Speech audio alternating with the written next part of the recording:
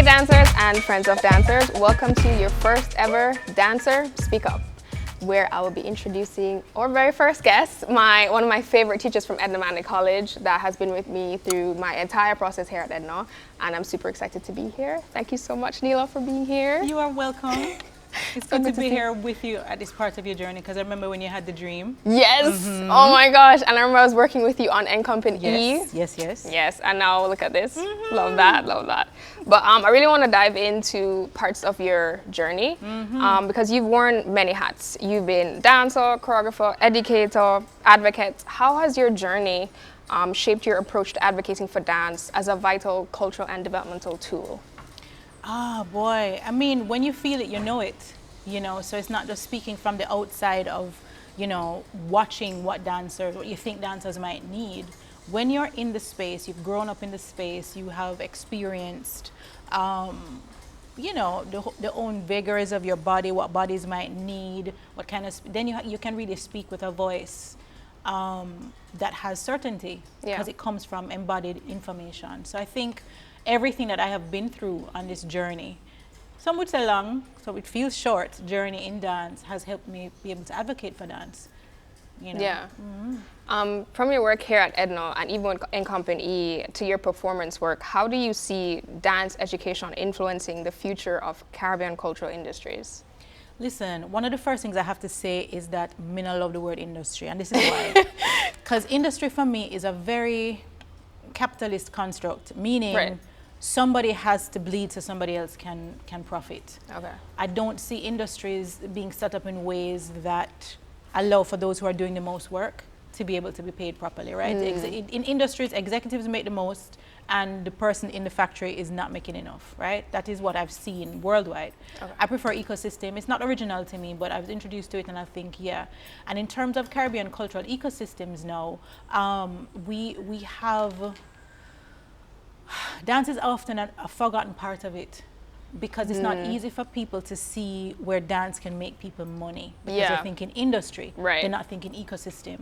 In an ecosystem, there are things that have financial value, there are things that have spiritual value, things that have social value, and a lot of times what dance does, it gives you that part of it. Dance also has a lot of personal value for people, for kids, for self-confidence, for learning how to deal with each other, so that later on you don't have certain kind of societal problems, because people are pretty well balanced and pretty functional, you know what I mean? So it's critical to any kind of cultural and creative ecosystem, which can also of course make money, to involve and to support dance within that.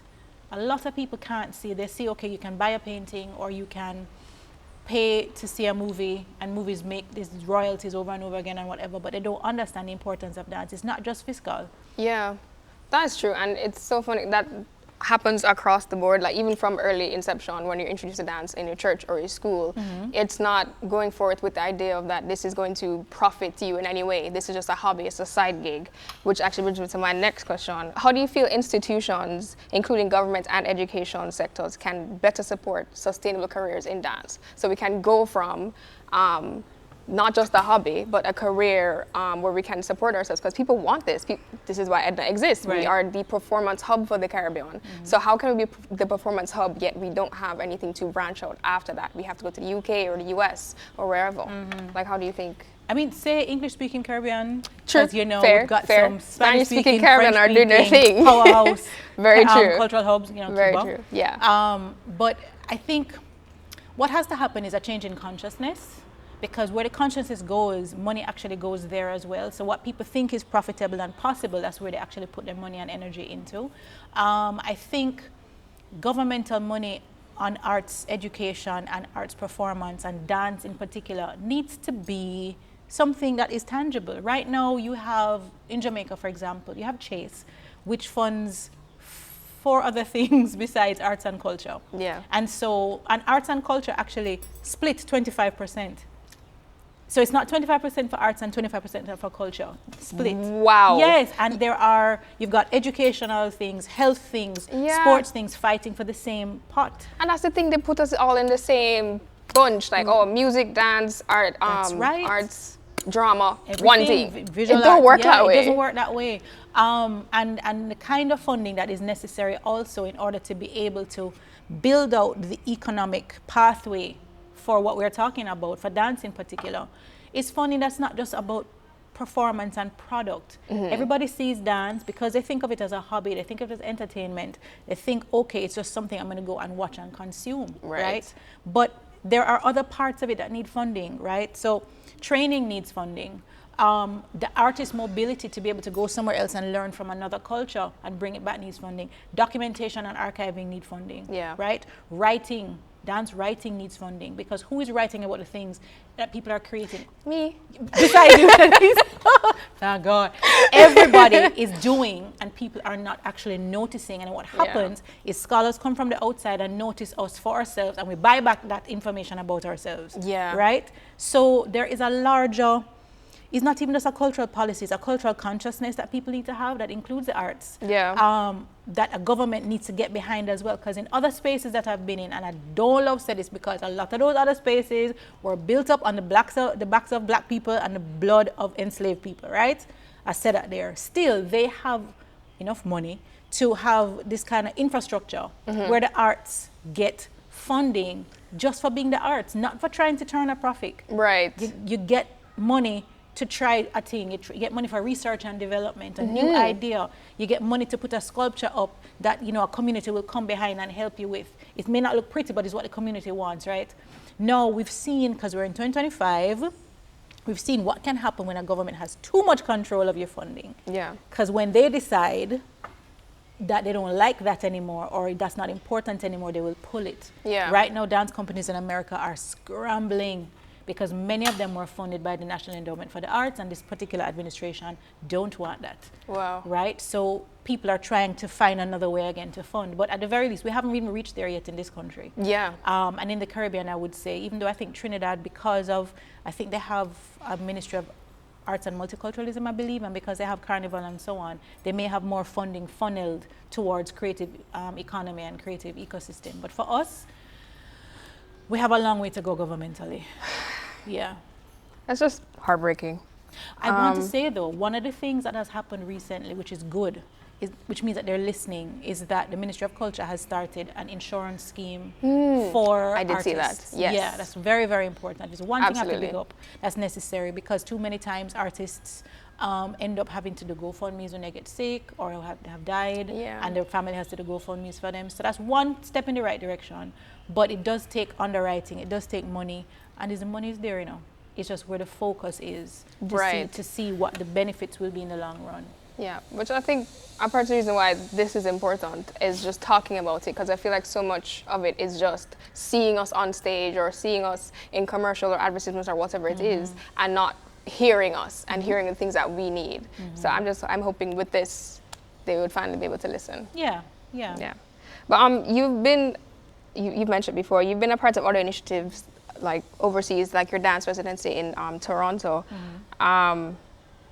What role do you think international collaborations play in strengthening the Caribbean's voice in global dance conversations? You see, all right, hear me now. We also have to be very careful in the Caribbean, because what we have is magic. It's literal magic. It's where a number of things have met in this kind of confluence, and that's why people come, right? And we're not very good gatekeepers in those kind of ways. There are a lot of ways in which people come from these same global spaces, and it looks like it's collaboration. It looks like it's interest. It looks like curiosity, and they do pick it apart, take it where they need to take it, and then we kind of sometimes even get written out of the story or not included centrally into the story. So whenever the international aspect of things is really important. As I said before, you learn a lot when you're able to meet people from other cultures. You learn about what's similar, because everybody dances, right? And then what's different, everybody dances for different reasons. And you get to share, but it has to be in spaces where they're safe, meaning people's culture is not going to be appropriated, people's ideas won't be stolen, and when the collaborations come to our shores, we really also have to have ways to safeguard ourselves and safeguard the cultural and artistic heritage that we have, because you see, I keep saying it everywhere, and I'm hoping this goes out further through this medium. Dance particularly, but also music in our heritage context is liberation technology, you know. It's not play. It really isn't. When you think about the role that dance and music particularly played in resistance fighting in this country against enslavement, and how dance is encoded in us such that the things we're doing now were done by ancestors hundreds of years ago, the same inching step from Kumina, right? These things live in our bodies as archive. So we have a responsibility, and anybody is supposed to learn it, even if you are Jamaican. Because, for example, when people would go to Queen Imogene Kennedy, right? Kumina Queen, years before them get even a smidgen of information from her, because you have to be a practitioner to learn certain things, and even certain rhythms or certain tempos you don't play in regular company.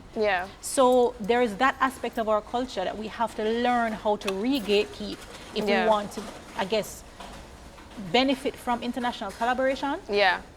But also keep our liberation technology safe, because right now it's kind of fragmented still. We're doing Delta dance all over here, trying to keep tradition alive over there, so we're not putting the things in together, so we can't grow. That's true.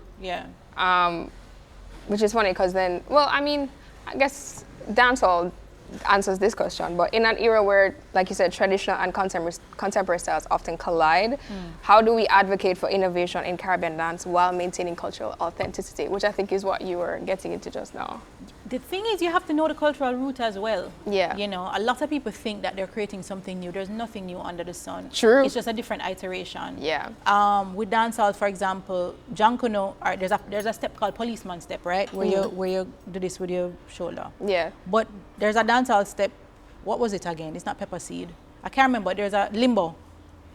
Yeah, I know. Right? It's the same thing. And it's going to come back again, best believe. In something else. It's going to come back again. And there are people who have been doing a lot of work in terms of making those dots connect, like Maria Hitchens, for example.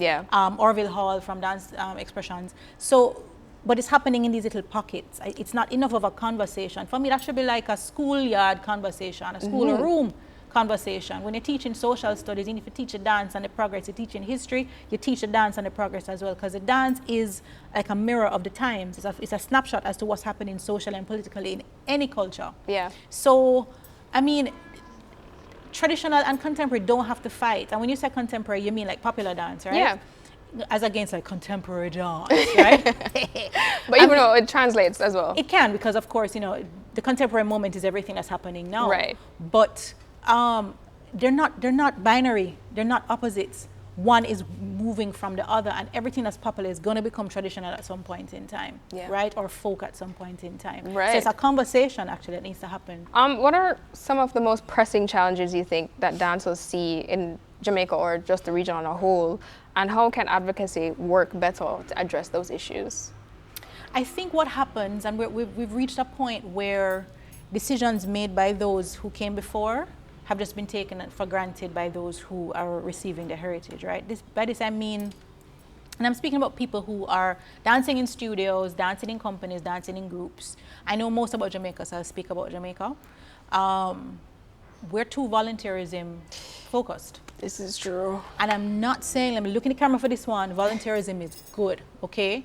When the National Dance Theatre Company of Jamaica started, it started on a volunteer basis because we were also becoming independent at the same time, 1962. And so they needed something that would also help the fervor to be located in something and show us cultural products that showed us ourselves on stage, right?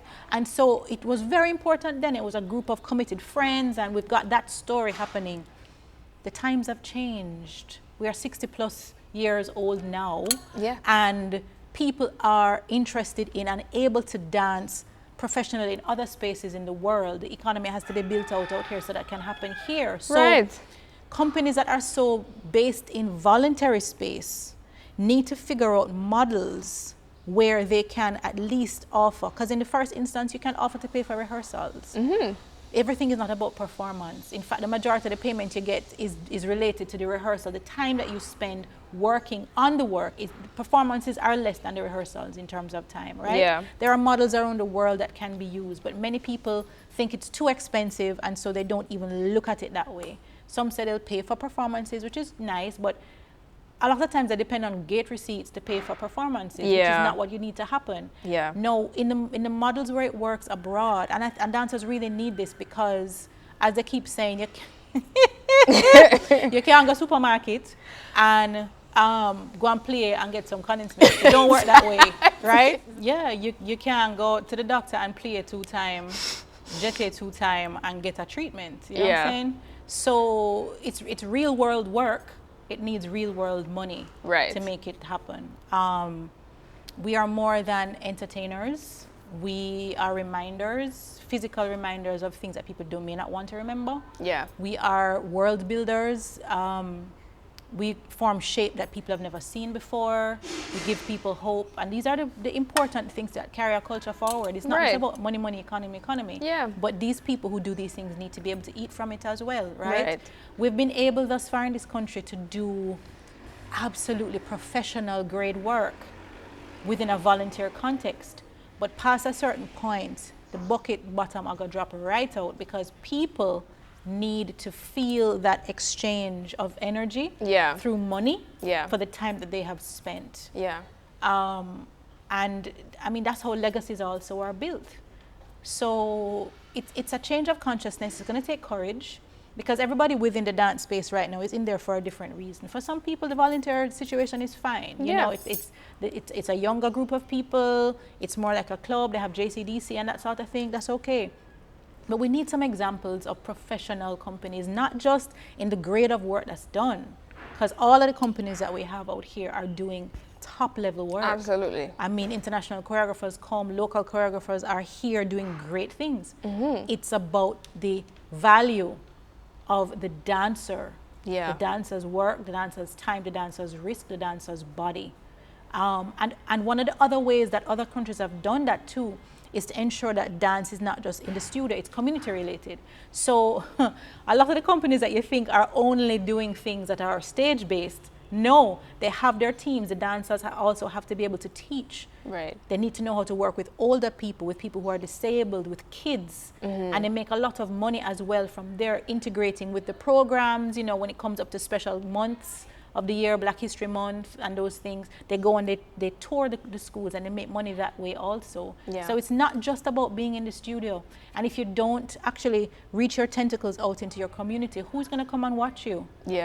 Many times I go to the theaters and all of the heads are gray, and I don't mean early gray, I mean like gray because they've been coming to the place for 60-something years. Where is that part of it? You don't just engineer your audience, you build your community, and your community is interested and want to come and watch you. So it's a mindset shift that I think companies do need to take, but they have to do that in collaboration with, or maybe they just have to lead the governmental space and the commercial and corporate space, because commercial and corporate spaces, they just want their returns, they'll fund their parties and their entertainment things. And if you pitch as entertainment, you could get something, but it's difficult to pitch as process. But there are companies out there who understand the importance of the arts in building Jamaica. So this is true, like Toyota Jamaica, for example. They're all for it. It seems so it's pitching to companies like those that care about the process that would definitely help in building that foundation that we need for the dance sector. Because it's very disheartening for the dancers. I mean, I've been in the space, you've been in the space, we get it. Like, there's just very little return on your investment in being in this space. You know, going to college in Edinburgh for 4 years to do what? And it costs money, man. To sit behind a desk? No, that's not what I came to school for. I came to Tondo and play. I want to continue Tondo and play. For as long as the body can do it. Right, exactly. And also go home and have the lights on, have food to eat. So, yeah, it's definitely, and honestly, we really need to we really need to expand our concert going public. Like, I feel like it's the same people every single time in the theaters, and we're going nowhere with that. So a big part of it too is that art has been kept away from people in a certain kind I think of way, so too, right? And it's a Western construct that we inherited to understand the art as something that only those who know, and those who have the money can go to the classes. You have to also change my accent. Right, it's gay. And, you know, many people aren't interested in going to the gallery because they don't know they're going to see anything that looks like them in a gallery or the museum. Right. Theaters, for a lot of people, I mean, unless you're talking about something like the JCDC competition, which also now is housed in theaters, right? On the outside of that, people may not be interested in coming to the space because they don't think they're going to see anything that reflects them. Yeah. So theaters have been a way of kind of keeping people away, as against having open programming. And a lot of theaters in spaces that are, oh my gosh, I hate to say it, more developed with our blood and money. Anyway. True. Right? People are dancing in New York on the street. That's what I'm saying. There's so many shows that are open. You could just go. Open things. Yeah. And if you have a theater, and this is how you build audiences. That's how you build the audiences. But the theaters also have to reach out, meaning. True. They have to have community programming. Yeah. Because every theater is within a community. Children are going to need to do classes. People are going to need to do particular things so that you have an arrangement. It's a living, breathing part of a community. It's not just somewhere that you just go to like a restaurant, and you go back home. Yeah. And it's really that kind of consciousness that we have to break or expand into our more African and indigenous way of understanding the art. The art is a part of your daily life. It's who you are. Yeah. It's commentary on who you are. It's a space for everybody. Yeah. It really is. It just frustrates me. I know. But these conversations are starting to have. So, yeah. But can you speak about any moments where you saw a tangible impact for your advocacy, where a dance or policy or mindset shifted because of something you helped to spark?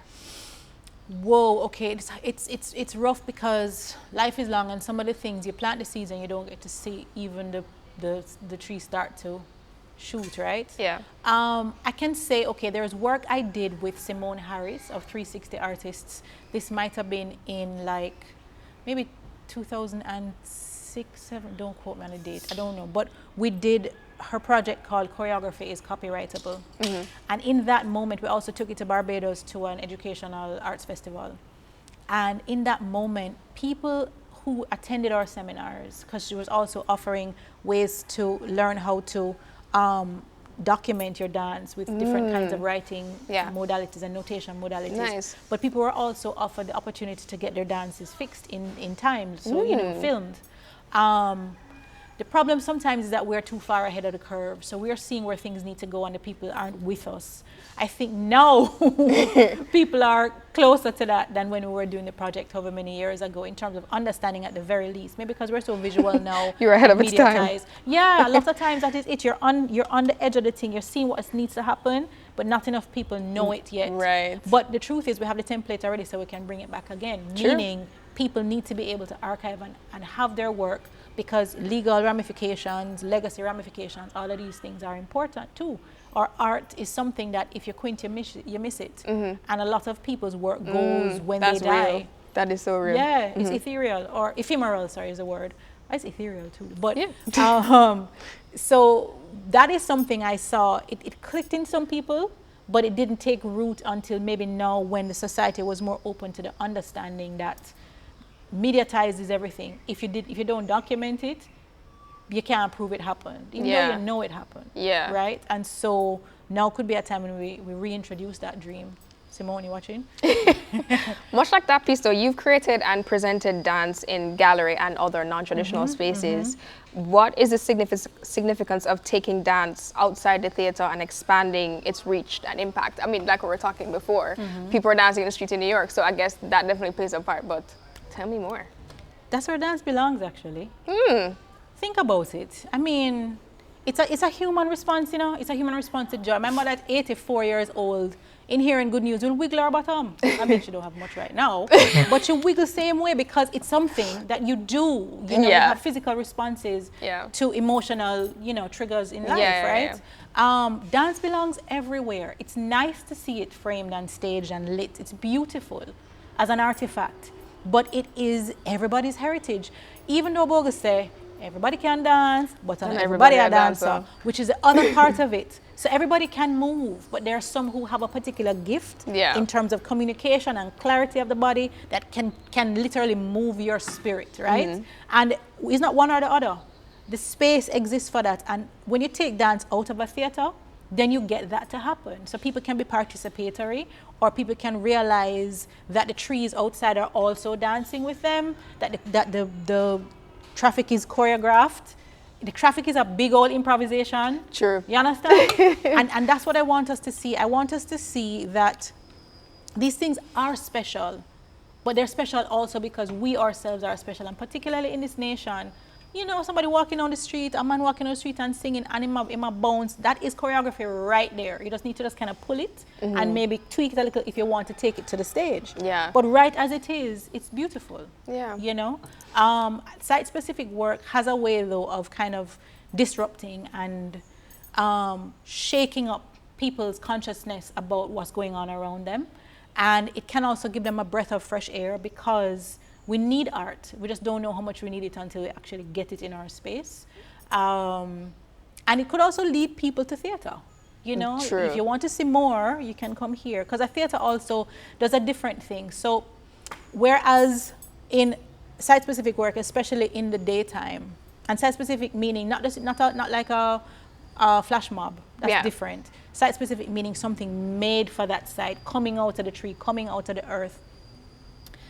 You're in view of everybody else, so you may get a little bit shy about how it is you're responding. A theater gives you permission, because it's all in the dark, to feel your feelings, to cry if you want to talk back. There's a catharsis that's happening between performer and audience, or audience through the performer is getting catharsis. And the theater gives you that kind of, that almost womb, that enveloping darkness, that safety. So both spaces are necessary, I think. But big up site-specific dance every time. Yeah, I remember seeing your site-specific dance the first time. I think it was probably 2013. You were in the dirt. I was in the dirt. You were in the dirt, and you were growing into a tree. I remember seeing it, I was like, this is amazing. And I think it lasted probably 6 hours. It was like 4 to 6 hours. Yeah, it was for the Rec Center for the Arts Conference that year. That was beautiful. And you had other people interacting. You had the drama students come in and they were speaking life into you. There was musicians. There were other dancers partaking in the growing process. That was amazing. And then somebody would see something like that, like, hey, where else can I see this? What else is happening? So I definitely think we need to do more stuff like that. In Half a Tree Crossroads, where the public is, so that they can be intrigued, so they can ask questions, so that we can increase our concert going audience, so we can build more theater, so we can have more shows, so we can make more money. One thing, the other, like a somebody will ask who will fund that, and that's where government funding comes in, because that's not something that's going to give you back any great return. People are not buying tickets to go stand on the road in Half a Tree to watch it. Or maybe they could, but that would be difficult to monitor. But what it does is that it expands your people who are watching. It expands the people who are doing it. And what you want in your nation is expansion. At least that's what I want. A lot of people who don't want that. A lot of people want imaginations to stay right where they are. They want to be able to tell you what you can imagine. You can't imagine this, you must only imagine that. And if you imagine that, only this part of it you can't see. And the arts break that down. So, I mean, people will ask about how is that going to be funded. But I'm sure there are associations, grant spaces that will also fund that kind of work. I mean, I want to do more of it, of course. I have to get out of my administrative brain to do that and get a set of people who are improv trained and who are, you know, who can fight if necessary. Because, you know, sometimes people don't want you dancing at them space. True. But yeah, it's not something that should be forgotten. And I have to really stress, it's not flash mobs. Site-specific dance is not flash mobs. Flash mobs are dancing at a site. Site-specific means if I can't do it in this particular place, it can't do at all. I have to dance with this tree, it needs to be in that dirt, I must have these flowers beside me, because they might tell me so. So dance often speaks where words fall short. In your view, how can dance be used to challenge social norms or initiate dialogue on Caribbean realities? I mean, I think it already has, but what do you think? I think anytime anybody upsets anywhere, them just dance. I think they do. I feel like dancehall does a good thing of that. Yeah, but then you see, everything is still always so contextualized. True. I mean, I don't know. People also are divorced from noticing their bodies, noticing how they can stand up for themselves by standing differently, placing their bodies somewhere differently, that they don't necessarily have to go into the violence of the voice. Because then sometimes you see when you say a thing, you can't take it back, and you have to put your hand where your mouth there and them. So there is something though you see this body awareness thing, or as we call it in dance and movement spaces, proprioception and interoception, which is a little bit more cellular. We really take it for granted as dancers, but many people are educated out of it. So they don't understand how much a body can speak. They don't understand how powerful a silent body can be. And I think because of that, one, they put too much stock in their own words and the words of others. Two, which is related, they don't pay attention to the bodies of others in the ways that you want them to. And I mean, look upon people's body. I mean, notice what a body is saying so that you are aware of what is possible in terms of what can happen in a space that you're in. We don't have dance in schools as a curricular subject. Right. We have it co-curricular, which serves a purpose, but it's very competition-based or celebration-based. When you have dance as a curricular subject, you're able to allow kids to understand body boundaries, body respect, the feelings and how feelings move through the body, how they can use the body to express themselves, how they can express themselves when they're comfortable and not comfortable. And that is a foundation of a very strong human, I think. Absolutely. If we don't start from there, then we're not going to really be able to harness the power of even dance to speak. Right. Because sometimes dance speaks and people don't know how to read it because they don't understand how to read body. Exactly. Right? Yeah. So, and it doesn't mean that, okay, when we say, the song say outstretched must go outstretched. That's not what I mean. You know, there are subtle things that we do because dance is based on human movement and the movement of nature and other objects and things. You only learn how to read properly when you're in the beginner's mind, and usually that's when you're a kid. You know? And really, it would just teach people body awareness because, oh my God, when you're standing in a line, people each up right back at you. Yeah. Oh my God. Listen. I'm like, you're not a dancer because you don't know spatial awareness because I hate it. One thing about that COVID experience, True. 6 feet, honey. Speaking of COVID, how was that like for you in the dance space? Because I know we were 6 feet apart. We were dancing over Zoom in classes and stuff. What was that like for you? What did you do? Okay, so the educator part of me, we had to do some serious work at the School of Dance here. And I have to big up the faculty, big up the dean. Like, we led the way. We're like, okay, bam, bam, bam. Yeah. You know, masks on, people get mask breaks. All right, we're going to be working over Zoom for this amount of time. And the college stepped in terms of, you know, getting the Zoom licenses. And I learned a lot also about dance and transmission through the screen. I wrote about it too. What was possible and what we had to learn how to do, because usually, you know, you're giving corrections, you can touch. Yeah. Even when we're in person, we weren't even encouraged to really touch each other. So we had to learn to use language differently. We had to learn to do the coaching points, to touch through the screen, if you want to call it that. I was teaching modern dance at the time, right? You know me, I'm all on the floor and I'm trying to teach people to go upside down. So I had students in their diverse spaces, right? And and I had 2 deaf students as well, which was pretty great because of course their learning style is different. Yeah. And I had them virtually for half of the semester, which is like 6 weeks. And I'm teaching them inversions, going upside down. And it was interesting to see everybody was using what they had. So some people were upside down, the hands on the floor and the legs climbing up the bed. Yeah. Some people climbing up the dresser. Some people climbing up the barrel where them auntie said. And it's not about laughing about it. It's like, I mean, in the time it was like, okay, whatever you have. Some people are dancing in the channel between the bed and the cupboard. Yeah, that's make it work. Yeah, they made it work. And when they came back into the studio, Shanice, this particular studio is where I used to teach, they ate up the floor. Love that. They were so ready, they were so primed, and it also made them more responsible for learning, because a lot of times when you're in the studio with your teacher, you depend on your teacher. Yeah. So much that you forget. You can actually learn this thing for yourself. You're supposed to know it for yourself, but they didn't have me in front of them in a big way to keep looking at me, so they had to learn it for themselves. Yeah. And I wasn't the only teacher who experienced that. Mr. Price also experienced that with his modern dance students. So it taught us a lot about transmission of information, about what dance can do for you, even in your isolated small spaces. It taught me a lot about working digitally because there weren't any spaces to perform in, and people were opening kind of more platforms and challenges and stuff for us to do. So I made quite a few, you know, small films with my phone. Nice. Put them on Instagram, entered some of them into some dance festivals when people started opening up again, or online dance festivals like in Trinidad and stuff. Yeah.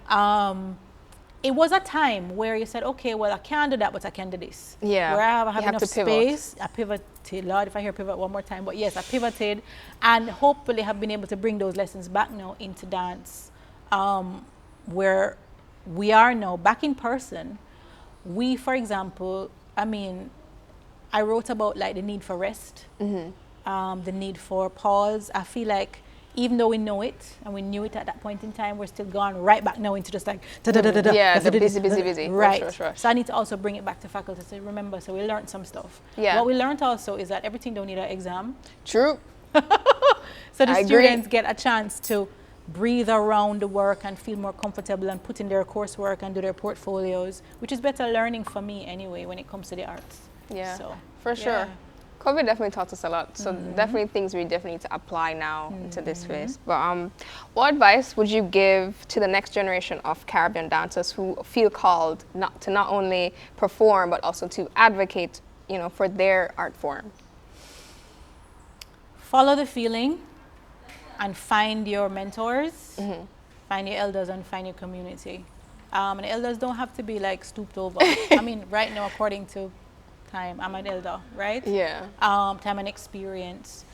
Form pods, form communities, get things done. I have just linked up with a young feminist organization, Groundings with My Sisters. They did a documentary and so on. And the director of the documentary said something. She said, oh my gosh, something to the effect that it's better done than perfect. But she didn't say it in that way. I have to go find back the quote. The way she said it was just like, oh, that's so true. I've heard it said before, but it's the way that it was said. Get the thing done. You can make it on a small scale, just get it made. Yeah. There is more that you as a growing artist can do as a young artist than you think. Everything is not really in the hands of the elders, not really. Because you yourself as a young person, you are creating culture as you breathe. Yeah. Get your groups together, form your associations, have your classes, have your workshops. Everything doesn't have to be contextualized within a company that already exists. Form your own company, then disband it and form it again. Yeah. Go dance in the tree. There's nothing saying that you can't. There isn't. So, but community is important. For sure. So see how you can also, outside of what already exists, create the kind of community that you need for the art that you want to see. Yeah. Yeah. You heard it here first. Be what you want to see. Create what you want to see. Yeah. Yeah. There's definitely room for that in the Caribbean, for sure. I feel like there's so many things that we are yet to discover about ourselves and within our own communities. Like, I want to do something different. I want to tap dance. Go ahead. Do it. Learn how to tap dance. Start the classes, offer classes to children. Like, that's something that we don't have. There is space for it anymore. True, because Samantha Strachan started a tap dancing, but she's away now. And even before, I mean, people had been doing tap here for a while. It's just that because it's also seen as not really a part of our roots, and they have to buy the special shoes. But ballet is not a part of our roots either. Yeah, look at ballet now, thriving. But tell me what the difference is in terms of the root, the historical root. Eurocentric. Yeah. So we are primed to be all right and pay the money for the pink ties that don't match our skin tone. Thankful they're flesh tone ties and shoes. Jeez, thank thanks, God.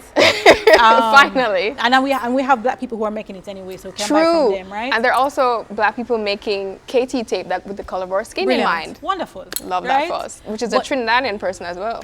See what I'm saying? Caribbean in the world. Exactly. But we, as I said, are primed to grasp at the things that are coming from that metropole. Yeah. Forgetting that we have another metropole. Yeah.